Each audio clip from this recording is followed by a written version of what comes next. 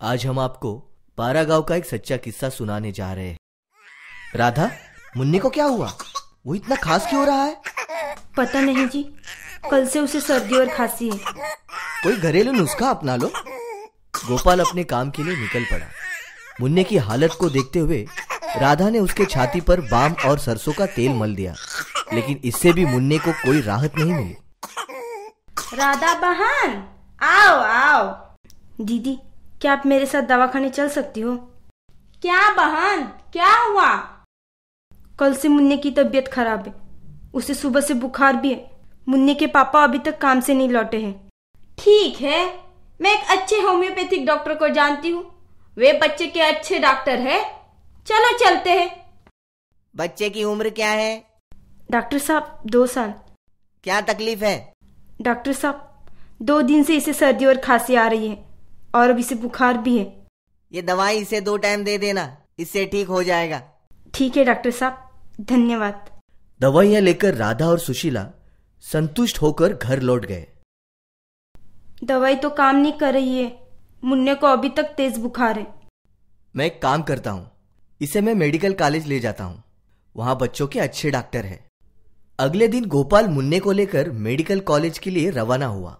इसे बस सर्दी और खांसी हुई है, कोई घबराने की बात नहीं है। इसे खांसी का सिरप 1 चम्मच दिन में 2 बार दे देना। ये बुखार के लिए सिरप भी 2 बार देना और ये पाउडर पानी या दूध में मिलाकर 3 बार देना। धन्यवाद डॉक्टर साहब।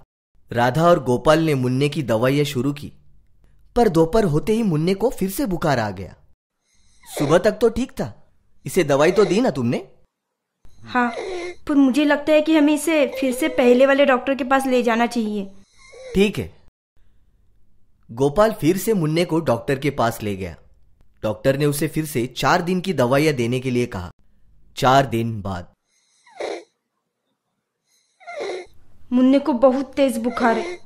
वो एक पल के लिए भी नहीं सोया है।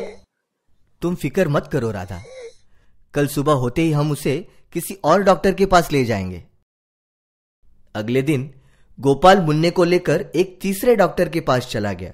आपके बेटे की खून की जांच और एक्सरे करवाना पड़ेगा।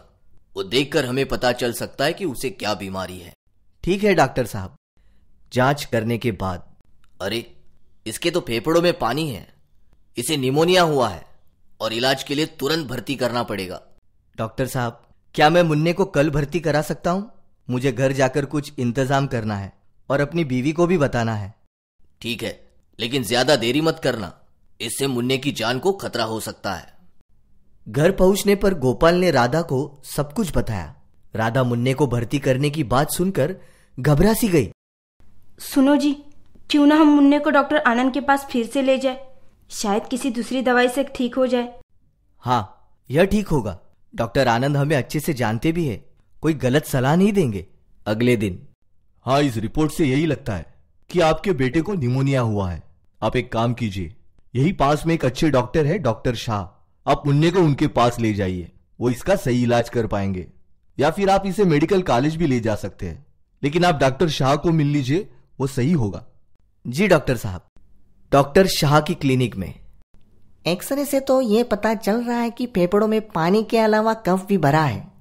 पानी मैं निकाल सकता हूँ, पर कफ निकालने के उपकरण हमारे अस्पताल में मौजूद नहीं है। तो बेहतर यही होगा कि आप इसे किसी बड़े अस्पताल में ले जाकर इलाज करवाइए। अब हम क्या करें जी? मुन्ने का इलाज कहाँ कराएंगे?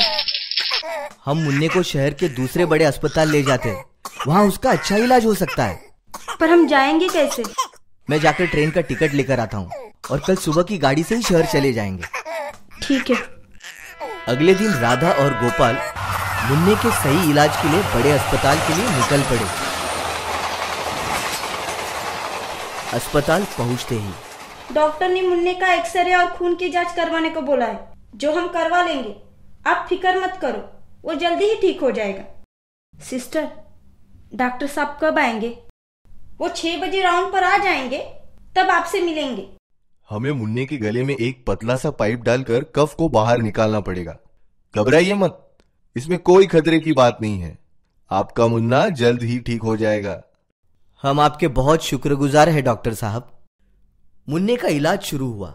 दिन पर दिन उसकी हालत सुधरती गई। राधा और गोपाल उस दिन के इंतजार में है जब उनका मुन्ना फिर से हंसने खेलने लगेगा। जीतेंगे हम, हारेगा निमोनिया।